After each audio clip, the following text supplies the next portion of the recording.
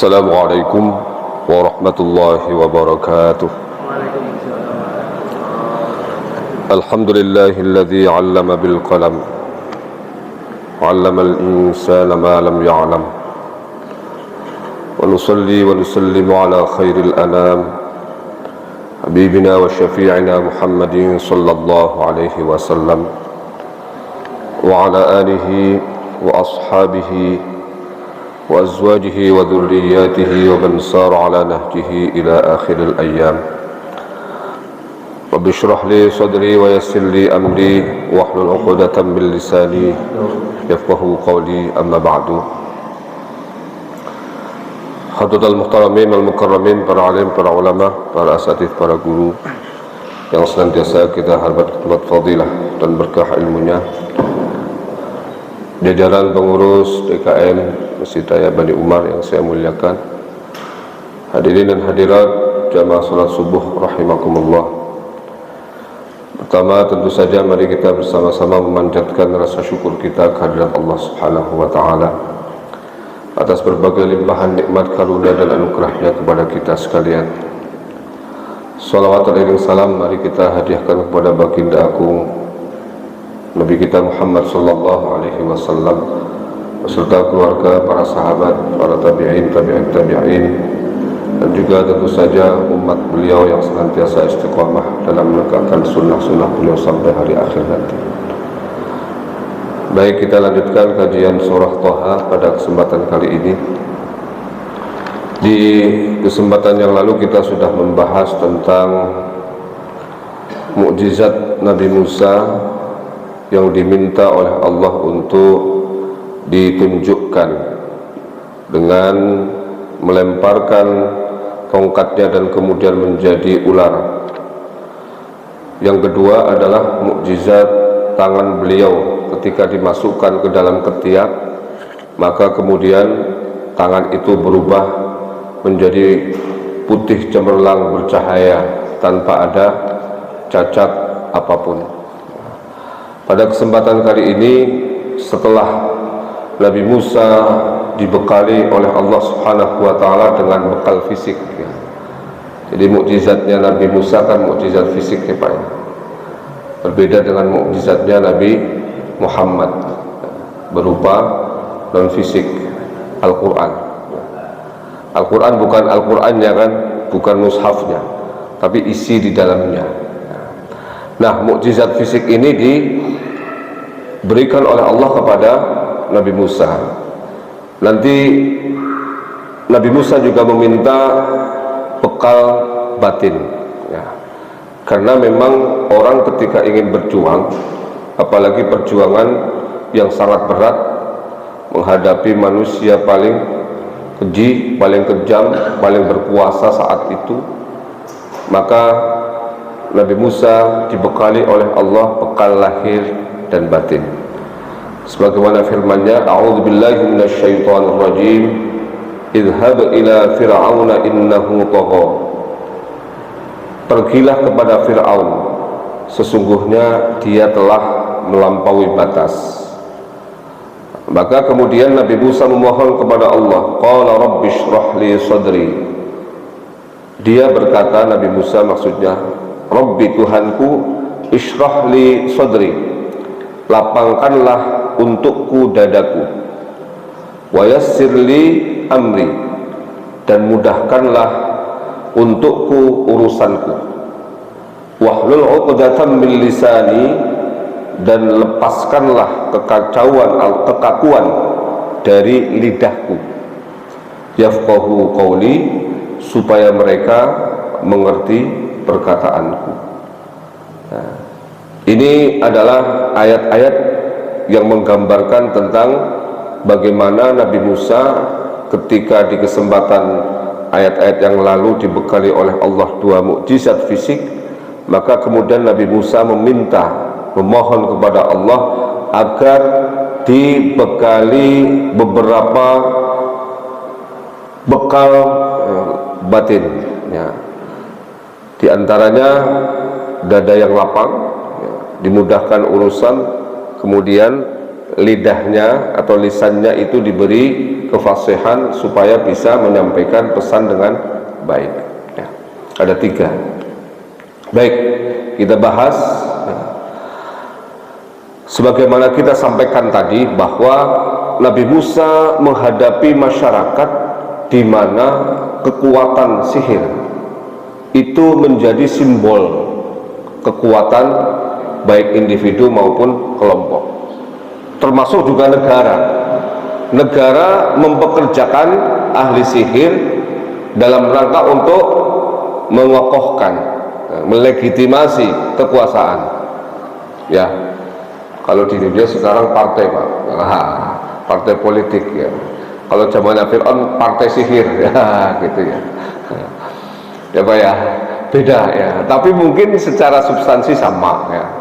Bahwa memang bagaimanapun kekuasaan, ya, itu harus ada penopangnya, Pak. Harus ada barisan-barisan di sekitarnya itu yang memperkokoh, memperkuat kekuasaan itu, ya. Maka Fir'aun karena tahu masyarakatnya begitu gandrung terhadap hal-hal yang berkaitan dengan sihir, maka dia pun mengambil penyihir-penyihir terbaik di negeri itu, ya. Direkrut, kemudian digaji tinggi, ya, dijadikan sebagai pasukan garda depan, ya. Bukan pasukan untuk perang, tapi pasukan untuk menyihir orang, gitu. Siapa yang lawan sihir jadi kutu, gitulah, ya. Lawan lagi sihir jadi kecoa, ya. Yang paling bahaya itu lawan disihir jadi monyet. Monyetnya ganteng, enggak tuh, repot kalau monyet ganteng gitu, ya. Ibu-ibu kasihan gitu kan, ini mau ditaksir monyet tapi nggak ditaksir ganteng gitu kan, lebih ganteng daripada Ustadz Taufik misalnya gitu kan, ya. Repot gitu. Nah, itu gambaran tentang betapa kekuasaan itu, ya, kalau dimiliki oleh seseorang, ya, pasti pengen langgeng, pengen terus menerus berada pada posisi itu, ya. Maka kemudian dia merekrut para ahli sihir. Nah, karena Fir'aun ditopang didukung oleh ahli sihir, Allah juga membekali Nabi Musa dengan hal-hal yang mirip seperti itu. Walaupun bukan sihir, namanya mukjizat.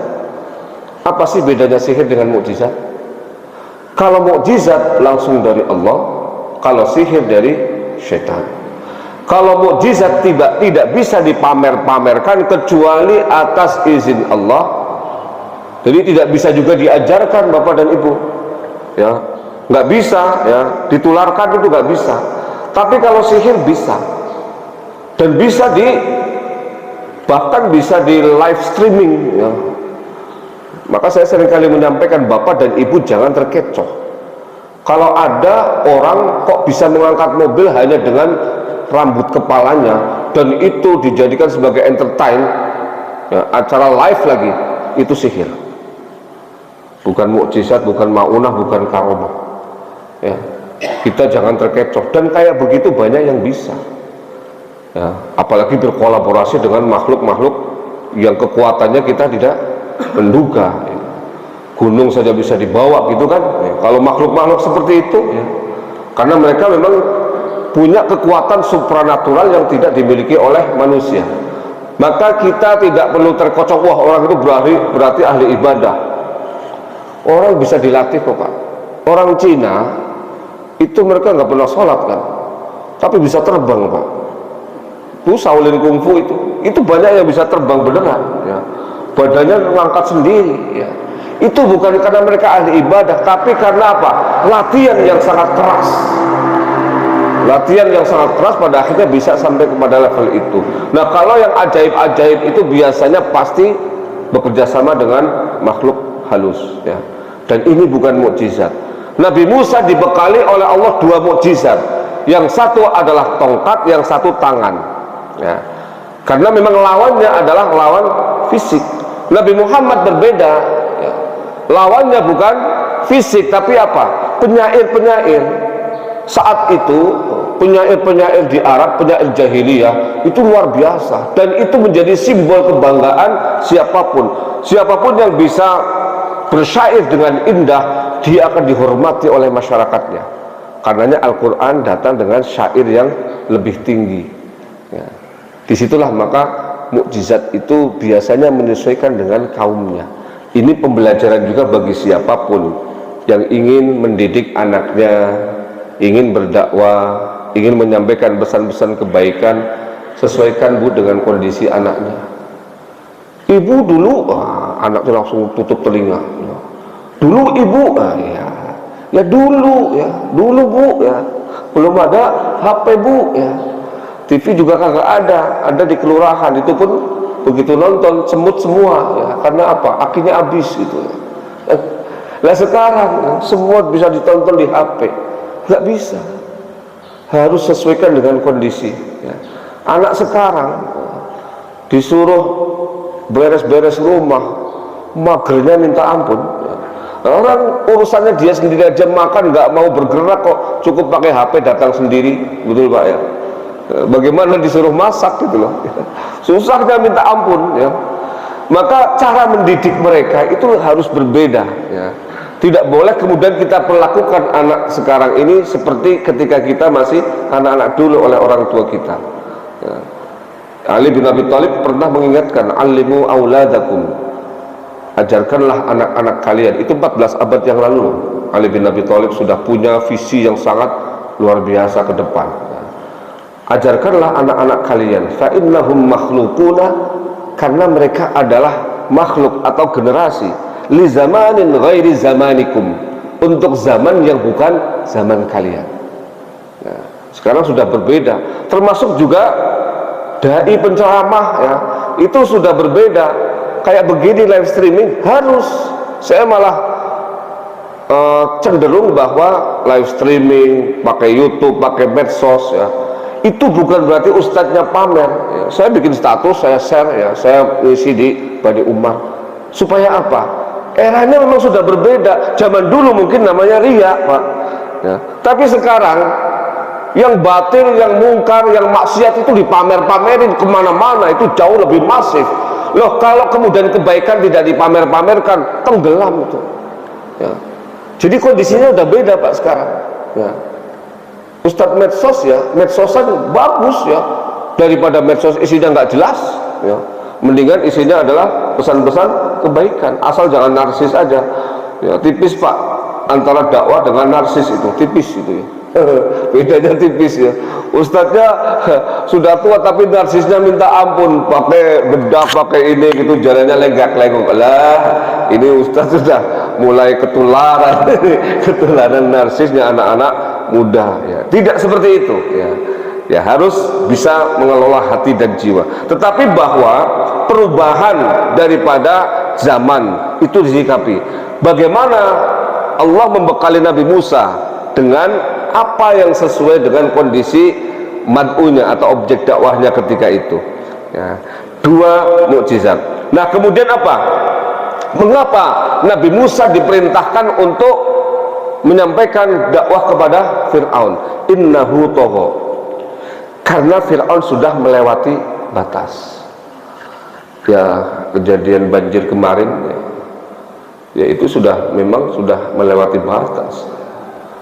Ya, alhamdulillah Tangsel, ya, Bogor sekitar sini termasuk rumah saya selamat, ya. Tuh teman-teman kita di Bekasi banyak dosen-dosen PTIQ juga rumahnya tenggelam, ya. Itu ya karena melewati batas, ya. Ya, bagaimana tidak melewati batas, ya. Tempat yang seharusnya menjadi resapan air jadi pemukiman, jadi tempat wisata, semuanya dibabat habis, ya, untuk kepentingan sesaat.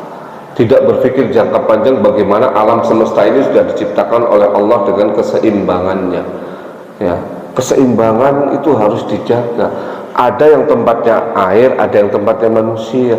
Lah, tempatnya air diambil sama manusia, manusia, dan akhirnya airnya pindah ke tempatnya manusia. Kata air, gua balas lo, gua katanya diusir sama lu, sekarang lu gua usir gantian, ya.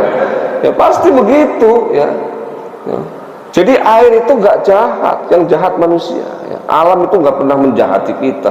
Alam itu diciptakan untuk kita, untuk kemaslahatan kita.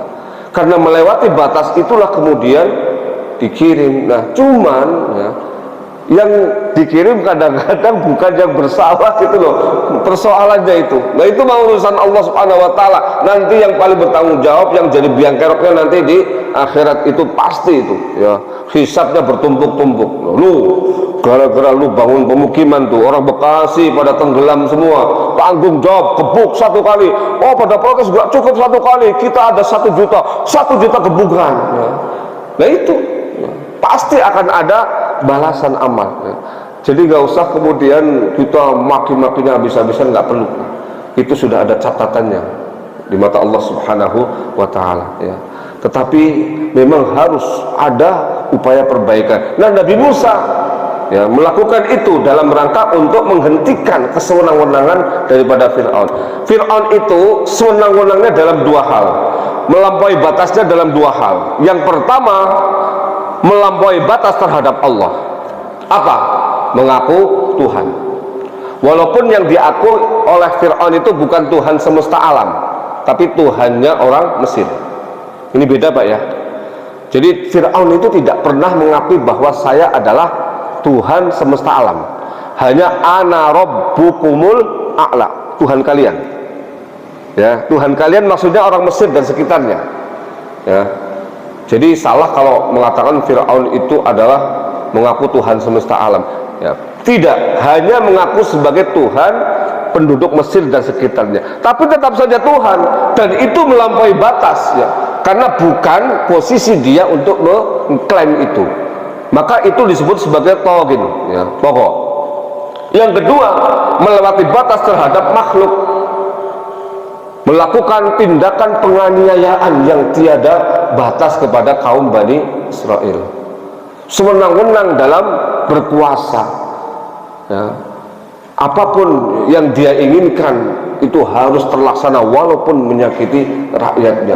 Dan ini sudah sampai pada tataran yang mengkhawatirkan, terutama saat dia membunuh semua anak laki-laki yang lahir di tahun itu, saat dia bermimpi bahwa akan ada anak laki-laki dari kaum Bani Israel yang akan menghancurkan kekuasaannya. Disitulah kemudian, ya, kelakuan Fir'aun yang 2 aspek tadi, secara vertikal kepada Allah, horizontal kepada manusia, sudah melewati batas.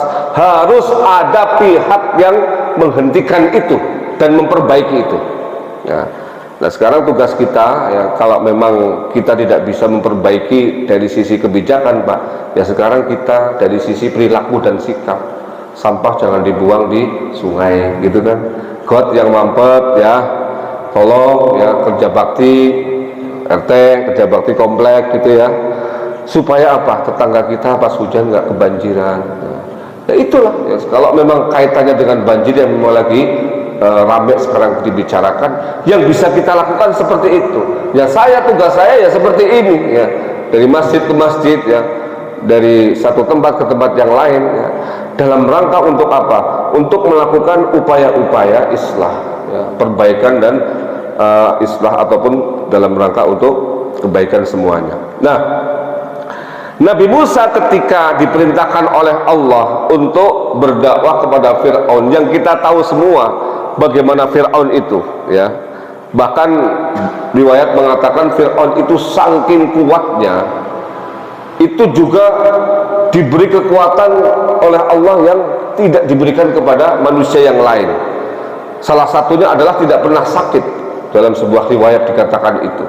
Jadi Fir'aun itu merasa, kenapa kemudian dia mengklaim sebagai Tuhan, ya. Yang pertama, kekuasaannya tiada batas, apapun yang dia inginkan terlaksana, ya kan? Ini yang pertama.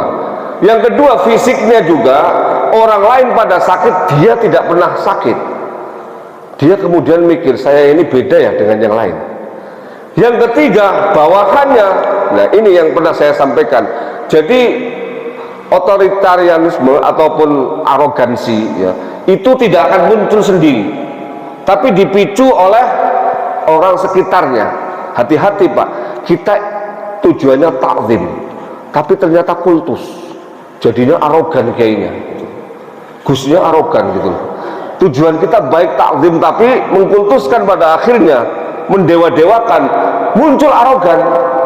Ustadz juga manusia, jangan sampai diarahkan untuk menjadi Fir'aun yang kesekian gitu loh. Karena Fir'aun itu ya dijadikan Fir'aun salah satunya oleh bawahan-bawahannya yang senantiasa asal bos senang, asal bapak senang, yes bos, siapa, siap dan seterusnya. Nggak pernah nggak siap, nungging siap dan guling-guling siap dan gitu loh ya. Semuanya siap, sehingga kemudian apa? Fir'aun merasa bahwa saya tidak akan ada yang melawan, saya ini paling hebat, maka kemudian muncul dalam dirinya perasaan takabur tadi itu, dan pada akhirnya menyatakan ana rabbukumul a'la. Nah, karenanya kemudian Nabi Musa memohon kepada Allah. Bekal apa? Bekal yang pertama adalah lapang dada. Ini yang barangkali bukan hanya untuk Nabi Musa, tapi untuk kita semua. Jadi apapun problemnya, masalahnya, seberat apapun masalah itu, atau seringan apapun masalah itu, yang namanya lapang dada itu harus ada di dalam diri setiap orang ya. Jadi kenapa sih laut itu sampai sekarang masih tetap asin? Kenapa laut sekarang kalau dari atas warnanya masih tetap biru? Padahal laut itu tempat apapun yang baik, intan, permata, mutiara ada di sana. Kemudian apa? Tai manusia, tai kebo, tai apa aja, tai semut, tai kecoa yang kecil-kecil sampai tai gajah bengkak, semuanya ada di sana gitu. Ngumpul semua, termasuk juga apa? Kotoran-kotoran limbah industri yang luar biasa masif dan banyaknya, ngumpul semua di laut. Tapi kenapa laut tetap eksis? Karena dia lapang dada, dia terima semuanya. Aku terima semuanya tanpa kecuali, silakan datang kepadaku, karena aku akan tetap menjadi laut dengan warna biru dan asinnya, dan aku akan membuat kalian yang bau busuk menjadi tidak busuk lagi, karena aku adalah orang yang lapang dada. Itu ibaratnya begitu Pak, ibaratnya samudra. Kita harus jadi samudra kalau pengen sukses. Ini kunci sukses, bukan hanya dalam dakwah, dalam segala aspek kehidupan. Ini orang yang paling sukses lahir dan batin, itu orang yang dadanya lapang. Orang yang dadanya lapang gak pernah dibuat marah bisa marah, dibikin yang paling menurut orang sebel gak bisa sebel, dibikin sengsara senyum ya. Dikasih banyak tidak pernah merasa hebat, tidak pernah jumawa, tidak pernah congkak. Diberi keunggulan biasa-biasa saja, karena bagi dia itu adalah anugerah Allah. Jadi orang yang dadanya lapang itu apapun dijelek-jelekin ya, tetap eksis, dibagus-bagusin biasa-biasa saja. Mau dikasih tadi itu kotoran yang paling kotor sekalipun, dia tidak akan terpengaruh, tetap asin, tetap berwarna biru, tetap bisa membuat orang yang busuk menjadi baik. Itulah laut. Nah, ini yang dimiliki oleh semua nabi. Nabi itu semuanya diberi oleh Allah. Hanya saja kalau Nabi Musa itu memohon, Nabi Muhammad dikasih ya, itu bedanya. Alam nashrah laka sadrak, ya kan? Nabi Musa minta, Nabi Muhammad dikasih. Sekarang saya mau nanya, enakan minta atau enakan dikasih Bu? Bu, enak dikasih ya. Tuh dikasih Pak, katanya malam Jumat mau dikasih aja, nggak minta katanya. Kalau minta belum tentu dikasih ya Bu ya. Nah, tapi kalau dikasih pasti orang udah dikasih kok. Berarti levelnya beda. Yang dikasih itu karena kekasih, yang minta belum tentu dikasih. Banyak orang minta ya. Nah, Nabi Musa itu dikasih karena beliau minta. Nabi Muhammad gak pernah minta tapi dikasih ya. Tetapi apapun itu, bahwa semua nabi, semua rasul, dan semua orang-orang sukses itu punya bekal ini ya. Jadi orang yang paling enak itu orang yang dadanya lapang itu. Jadi saya kan pernah berkali-kali cerita ya, bagaimana orang-orang hebat itu ya bisa melewati masa-masa yang amat sangat krusial dalam hidupnya ya. Ketika misalnya dia diperlakukan secara tidak manusiawi oleh orang lain ya, tetapi mensikapinya itu dengan santai ya.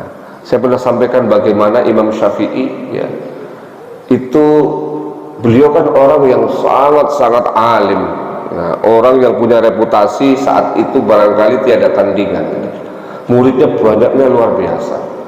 Nah, suatu waktu ada satu murid kepercayaan ya, melaporkan, Imam, itu ada murid Anda namanya ini. Oh, dia kan rajin banget tuh ngaji sama saya, takzim banget sama saya. Iya, itu di depan Anda, tapi di belakang Anda dia memaki-maki dan mencaci Anda. Dilaporin kayak gitu ya. Jawaban Imam Syafi'i gimana? Ini jawaban orang yang lapang dada, nyantai banget. Orang itu maki-maki saya ya? Iya. Ya, berarti saya hebat dong. Loh, kok jawabannya positif begitu? Dimaki-maki orang malah bilang berarti saya hebat gitu loh. Ya. Muridnya kemudian nanya, loh, kenapa Imam menjawab seperti itu? Ya. Saya ingin Anda itu mendamprak dia kok karena dia sudah kurang ajar. Lah iya, berarti saya hebat. Hebatnya kenapa Imam? Ya, karena dia maki-makinya di belakang saya, nggak berani di depan saya. Berarti saya masih punya wibawa. Nyantai banget gitu loh ya. Jadi dimaki-maki orang, mau diapa orang, malah pikirannya positif gitu ya. Ya kalau begitu kan enak Pak ya. Tuh orang itu kelihatannya kan sama kamu suka banget, tapi di belakang ya paling di belakang, kalau di depan yang beli, kalau di depan saya nggak pernah kok ya. Nyantai aja gitu ya. Ya kan, yang repot kalau maki-maki di depan ya kan, kita harus menahan diri dari amarah gitu kan. Tapi orang yang dibuat marah dan menahan amarah juga sama akan menjadi orang yang lapang dada. Pada akhirnya kemudian ketika marahnya sudah reda, lama-lama ketemu orang itu biasa. Akhirnya apa? Memaafkan ya. Makanya ada tingkatan marah tapi masih menyimpan amarah. Yang kedua, marahnya sudah hilang, memaafkan. Yang ketiga, sudah memaafkan, berbuat baik kepada orang yang bikin marah, itu level lebih tinggi. Itu orang takwa itu begitu ya. Orang takwa ya salah satunya yang dadanya lapang. Mau jadi takwa kalau dadanya masih sempit, nggak bisa. Dikit-dikit baper gitu kan ya, dikit-dikit nangis ya, dikit cengeng banget gitu loh orang hidup ya, baru dikitin sama tetangga di grup WA keluar ya. Baru aja dibikin status gitu ya, nah ini pasti nyinggung saya, langsung diblokir nomornya. Lah model kayak begini cemen amat mau jadi orang besar, nggak bisa Pak.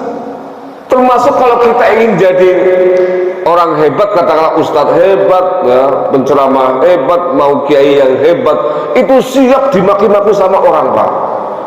Kan nggak semua orang suka ya. Sebaik apapun orang itu ya, ya nggak mungkin menyenangkan semua orang ya. Ulang Nabi Muhammad aja dicaci-caci sama orang kok.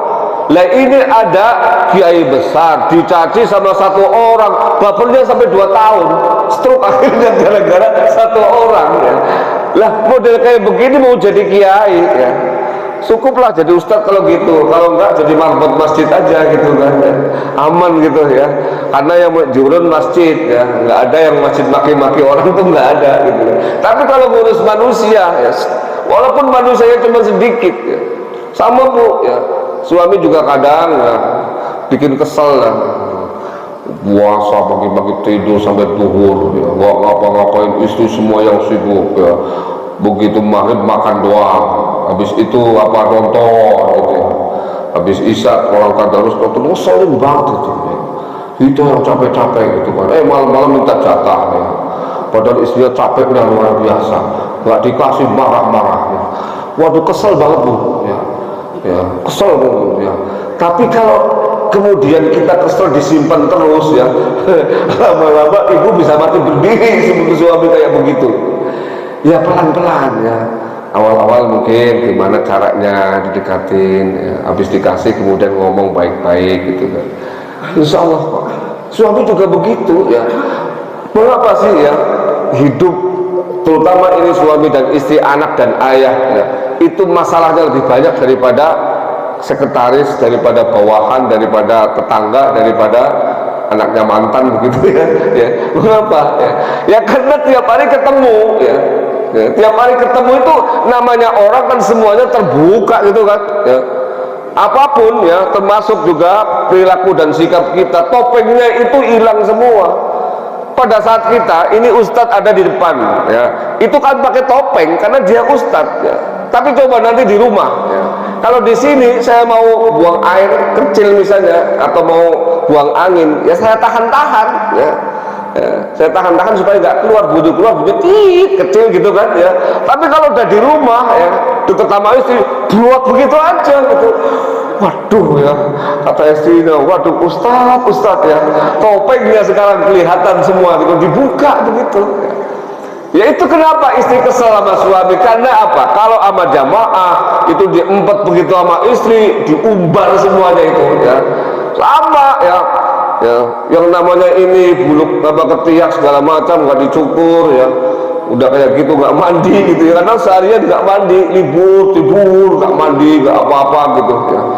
Itu kan kelihatan semuanya itu ya. Maka kalau suami istri nggak lapang dada, nggak punya hati yang luas tadi, dada yang luas, itu bawaannya pasti akan marah terus ya. Maka ini untuk semua sebenarnya, untuk segala aspek kehidupan dalam tataran apapun ya, bekal lapang dada ini senantiasa harus kita bawa ya. Ada anak kecil lebih-lebih ya. Saya itu salah satu yang di rumah saya itu anak kecil banyaknya minta ampun, karena saya terutama istri itu pagi ngajar ibu-ibu ya, ntar habis asar ngajar anak-anak kecil, habis maghrib remaja ya. Dari anak-anak yang paling kecil sampai ibu-ibu yang paling tua, ngajinya meleak-lewat gak karu-karuan ya. Itu terutama ngadhapi anak kecil ya. Saya sholat, lagi sholat di belakang kamu kedebuk. Itu kalau saya kemudian tidak lapang dada, di sholat bawahnya batal terus sampai 50 kali itu ya. Ya, tapi apa, udah anak kecil itu ya, mau diapain ya, namanya anak kecil ya, belum bisa berpikir secara matang ya. Mereka juga diomongin, habis itu balik lagi gitu, udah biarkan saja. Toh kata Nabi, anak-anak kecil itu malaikat ya, apalagi pada tempat sholat ya. Jangan pernah ganggu mereka kalau memang tidak sama sekali secara masif mengganggu sholat ya. Oh, Nabi diganggu putra cucu-cucunya juga nggak masalah. Ini yang pertama. Yang kedua, apa yang diminta oleh Nabi Musa? Mudahkan urusan. Nah, ini jadi doa yang seringkali, termasuk saya hampir setiap kali ceramah pasti baca ini ya. Sama, Nabi Musa minta kepada Allah untuk dimudahkan urusannya, tapi Nabi Muhammad dikasih wa nuyassiruka lil yusra ya, dan kami mudahkan untukmu ya segala, dan kami memudahkanmu ke jalan yang mudah ya. Itu beda. Nabi Musa minta, Nabi Muhammad dikasih mudahkan urusan ya. Jadi urusan itu kan bertingkat-tingkat kesulitannya ya. Tapi kalau kemudian yang mudah jadi lebih mudah, yang sulit jadi mudah, nah, itu kan beban kita jadi berkurang. Dan semua orang itu pasti ingin dimudahkan urusan ya. Doa ini berlaku untuk semuanya ya. Jadi karenanya doa yang paling bagus Bu, kalau saat-saat kita tidak butuh secara spesifik, adalah doa-doa yang berlaku untuk semuanya. Itu lebih bagus. Termasuk ini, Rabbi shrah li sadri wa yassir li amri ya. Wa yassir lana umurana, yassir lana umurana. Itu semua urusan ya. Karena apa? Ya, manusia dalam kehidupan ini tidak pernah lepas dari segala urusan ya. Dan kita tidak tahu ya bagaimana urusan itu akan berjalan, prosesnya seperti apa, endingnya, akhirnya bagaimana. Maka yang paling baik adalah kita berserah diri kepada Allah setelah kita melakukan usaha-usaha sebagai seorang manusia ya. Karena apa? Kita tidak akan tahu apa yang terjadi ya. Kita sudah melakukan segala upaya, sudah merencanakan untuk menyelesaikannya dengan langkah-langkah yang terukur misalnya, tapi tetap saja ya, ada insiden-insiden, kejadian-kejadian yang tidak terduga yang kadang-kadang terjadi. Nah, itulah yang kita mintakan kepada Allah supaya dijaga ya. Saya itu sering kali ya, kadang-kadang kalau pas mau kajian berangkat jam 3:30, jam 4 itu, ini kalau saya di tol tahu-tahu ban mobil saya jeblok begitu ya, terus gimana gitu kan. Maka kemudian setiap berangkat, ya Allah, bismillah, tawakkaltu ala Allah, saya tawakal kepadamu ya Allah. Ya, alhamdulillah benar terjadi. Kalau toh kemudian terjadi, pasti yang terbaik. Saya pernah ya, naik ke atas sampai tingginya nggak bisa turun, nggak bisa tengah-tengah gitu. Ada di belakang, di puncak itu, karena beban di belakang itu bawa anak KKN itu, anak perempuan 3 orang ya, kopernya ada 50 biji bu ya, ya. Dasar anak perempuan gitu ya. Jadi peralatannya, perabotannya banyak. Itu mobil saya kecil nggak kuat. Ya alhamdulillah, lagi bingung kayak gitu, di belakang ya ada yang nolong, supir angkot mahir sekali itu. Oh, dia bisa kakinya jadi 3 loh, kaku ada 2 jadi 3 ya, kok bisa begitu ya. Saya bisa ya. Ada yang nolong. Ada apa ya, kita berangkat sudah tawakal kepada Allah. Apapun ya, di tengah jalan kejadian-kejadian ya, yang tidak diduga ya, ketika kita serahkan kepada Allah, insya Allah aman ya. Jadi karenanya Nabi Musa pun minta, jangan sampai urusan dakwahnya dengan Fir'aun itu ya kemudian mempersulit beliau, maka minta dimudahkan. Kemudian apa? Tidak kalah penting adalah bagaimana lisan kita ya, itu diberi kekuatan untuk bisa memahamkan orang ya. Apapun itu ya. Jadi orang komunikasi, orang berinteraksi ya, itu kan tidak harus secara lisan ya. Dan ini menjadi salah satu kunci Bu, di era sekarang ya, komunikasi ya itu seringkali menjadi pembeda ya, bukan hanya di kerjaan tapi juga di rumah ya. Jadi persoalan komunikasi ini kadang-kadang diremehkan ya, tapi itu seringkali menjadi penentu ya. Itu kan Bapak dan Ibu mungkin pernah lihat iklan bagaimana cara berkomunikasi seorang istri kepada suami. Ketika atapnya bocor, sang suami istri minta suaminya memperbaiki atap yang bocor. Yang pertama, suaminya lagi baca koran, diminta, "Bang, atap bocor, perbaikin dong." Suaminya karena lagi libur, pengen nyantai, terus saja baca ya, cuek dia sama permintaan istrinya. Sang istri membuat trik berkomunikasi ya, dengan cara apa? Dibuatin kopi kesukaan suaminya, dikasih kopi, "Bang, kopi." "Aduh istriku, terima kasih." Diseruput minum, waduh nikmat sekali. Habis minum kopi, "Bang, atap ya." "Oh iya," langsung. Itu komunikasi ya. Seringkali kita meremehkan ya. Kadang-kadang yang namanya kebaikan dikomunikasikan dengan cara yang buruk, itu hasilnya pasti buruk. Keburukan dikomunikasikan dengan baik, hasilnya baik. Hati-hati loh Bu, Bapak ya. Ada warung, 2 warung, satunya yang jaga itu solehah, ibu-ibu solehah ya, ahli ibadah. Satunya kurang solehah, agak centil ya. Pakainya juga agak terbuka. Yang warung yang ibu solehah jutek, ngelayanin nggak pakai senyum ya, nggak ada basa-basi. Yang ini basa-basinya banyak, senyumnya banyak. Saya mau nanya, larisan yang mana? Walaupun yang satu agak centil, kurang solihah, itu pasti laris yang banyak senyum, yang ramah. Itu apa? Persoalan komunikasi. Apalagi Imam Ali pernah menyampaikan, "Al-insan abdul ihsan." Manusia itu hamba kebaikan. Jadi kalau kita baik itu tidak harus ngasih loh. Baik itu muka kita ceria ya, sikap kita humble gitu ya, cara memandang orang ya, itu tidak memandang meremehkan. Kan ada orang mandang tapi meremehkan ya, bikin kesel gitu kan ya. Tapi ada yang mandang, ya Allah ini adem ya kalau ngelihat bapak itu ya. Ibu itu nggak cantik tapi enak ya dilihat ya. Kalau dia berkata ini lembut ini ya. Itu yang suka orang tidak perhitungkan dalam kehidupan ya. Nah ini seringkali menjadi pembeda. Maka Nabi Musa ya juga ingin ya, Allah berikan kekuatan itu ya. Karena apa? Menghadapi Fir'aun ya. Dan kita menghadapi kehidupan juga sama ya.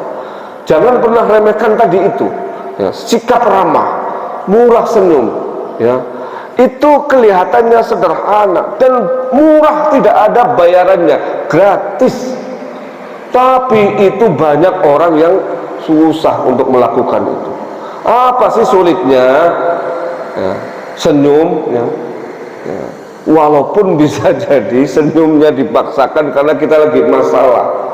Tapi orang yang tadi lapang dada, kenapa dia bisa melakukan itu? Karena dia bisa melepaskan ego-ego pribadinya, dan kemudian dia berusaha untuk berempati kepada orang lain. Maka dia lepaskan kesedihan hatinya dan dia berusaha untuk tetap gembira, apalagi menggembirakan orang lain. Ini kan yang dilakukan oleh orang-orang sukses, Pak. Ya. Jadi ketika dia ya, berhasil sampai kepada tataran itu, sekalipun lagi ngantuk, orang lagi ngantuk, lagi capek, dipanggil-panggil, ya, itu kan keselnya minta ampun. Ada tamu, tamunya datang, waktunya tidak pas, sudah kayak gitu ngutang lagi ya. Ya. Ini tamu ya, gedor-gedornya juga keras, coba itu ya. Siapapun itu pasti kesel banget. Nah bagaimana ya, ya supaya kita bisa tidak kesal? Ini modalnya. Yang pertama tadi isyrah sadri dulu, lapang dada dulu. Kalau bekal ini belum ada, maka kita tidak bisa komunikasi dengan baik. Maka urutannya Nabi Musa minta lapang dada dulu. Sebab kalau lapang dada, nanti dalam kondisi apapun kita bisa lapang dada itu. Dan tidak harus dalam kondisi-kondisi normal. Kalau normal semua orang bisa, apalagi dalam kondisi positif, duitnya banyak, istrinya lagi cantik, nggak bawel, nggak minta apa-apa ya, kemudian investasi di mana-mana sukses gitu kan, tetangganya juga pada ngirim besek semua, ngirim buah, ngirim ini itu segala macam, lagi enak banget ya moodnya, ya senyum di mana-mana ya. Tapi kalau lagi bad mood coba ya, bagaimana kita bisa senyum? Bagaimana kita bisa berkomunikasi dengan baik? Maka memang modal utamanya tadi itu, mengelola hati itu jauh lebih sulit. Maka salah satu yang kita minta doakan itu nomor satu tadi, Rabbi syrah li sadri itu ya. Sebab kalau sudah di situ nanti yang lain-lain sebenarnya akan lebih mudah, termasuk juga komunikasi ya. Ya orang kalau dadanya lapang ya, dikritik kayak apapun dia tidak akan marah, dimaki-maki kayak apapun, saat bahkan bisa jadi dia sedang berbicara tiba-tiba ada yang nyelak maki-maki ya. Kita tidak bereaksi, tidak reaktif ya. Nah inilah yang diminta oleh Nabi Musa, tiga hal itu ya, supaya apa? Supaya bisa menghadapi kaumnya, terutama Fir'aun ya, karena memang posisi Fir'aun yang sedemikian itu. Nah Nabi Musa ya itu punya kekhususan di hadapan Allah Subhanahu wa Ta'ala ya, yaitu menjadi nabi yang paling banyak diajak untuk dialog, diajak untuk bicara. Nanti akan kita bahas di kesempatan yang lain. Mungkin karena waktunya saya juga tahu, karena tadi sudah diambil oleh Syekh dari Palestina tadi ya, mungkin saya tidak akan membahas secara detail sampai 6:30 ya, karena memang tadi kita mulai 5:30 ya, sudah 40 menit saya bicara. Mudah-mudahan apa yang disampaikan tadi ya, terutama bahwa untuk menghadapi kehidupan kita ya, sekalipun tidak seberat Nabi Musa ya, tapi orang dengan berbagai kondisinya itu pasti punya masalah, punya beban, punya tanggung jawab ya, punya proyeksi ke depan. Maka jangan pernah kita melupakan yang namanya bekal. Bekal ya harus dua-duanya, tidak boleh hanya bekal batin. Sebab bekal batin tanpa bekal lahir juga nggak akan bisa efektif ya. Bagaimana Nabi Musa diberi bekal lahir, yaitu mukjizat secara fisik ya. Kemudian bekal batin ya, bekal batin ya adalah bekal yang sangat penting ya, terutama ketika kita menghadapi masalah-masalah psikologis yang amat sangat kompleks. Itu diantaranya 3 bekal yang diminta oleh Nabi Musa kepada Allah, dan semuanya dikasih ya. Walaupun Nabi Musa lisannya tetap cadel Pak ya, karena memang kecilnya kan ada berbagai riwayat beliau pernah makan api ya, karena mencerabut jenggotnya Fir'aun ya. Nah di situ kemudian Allah memberikan juru bicara nanti di ayat berikutnya. Jadi tidak langsung kepada Nabi Musa diberi kekuatan komunikasi yang baik. Nabi Musa tetap cadel, tapi Allah kemudian mengirim yang namanya saudara tua beliau Harun alaihissalam sebagai juru bicara ya, yang memang lisannya fasih ya, tidak seperti Nabi Musa. Tiga hal ini ya yang diminta oleh Nabi Musa. Nanti akan ada permintaan yang lain, waj'alni waziran min ahli Harun akhi ushdud bihi azri wa asyriku fi amri, dan seterusnya. Nanti kita akan bahas di kesempatan yang lain. Yang terpenting adalah sekarang bulan puasa masih 8 hari, masih banyak hari, masih banyak waktu ya. Mudah-mudahan bekal terutama yang ini menghadapi bulan puasa ini kan yang paling berat itu adalah bagaimana hati kita ini ya nanti berinteraksi dengan berbagai macam kondisi ya, terutama ibu-ibu nanti ya di 10 hari terakhir Bu, pengalaman karena saya mendampingi istri saya juga, itu nanti tinggal tulang sama kentut doang Bu ya, saking capeknya ini ibu-ibu terutama ya. Itu adalah waktu krusial ya, waktu krusial bagaimana kita mengelola hati, terutama ya, kaitannya dengan tenaga kita yang sudah terkuras ya. Yang kedua ya, permintaan anak-anak ya, untuk dibelikan baju ya, kebutuhan-kebutuhan lebaran yang pasti semua orang akan merasakan itu ya. Nah ini kan ada tekanan-tekanan batin di sana ya. Ya, kita harus mempersiapkan diri ya. Yang suaminya juga sama ya, nanti kalau tuntutan istrinya juga ternyata tidak sesuai dengan budgetnya, harus dua-duanya lapang dada.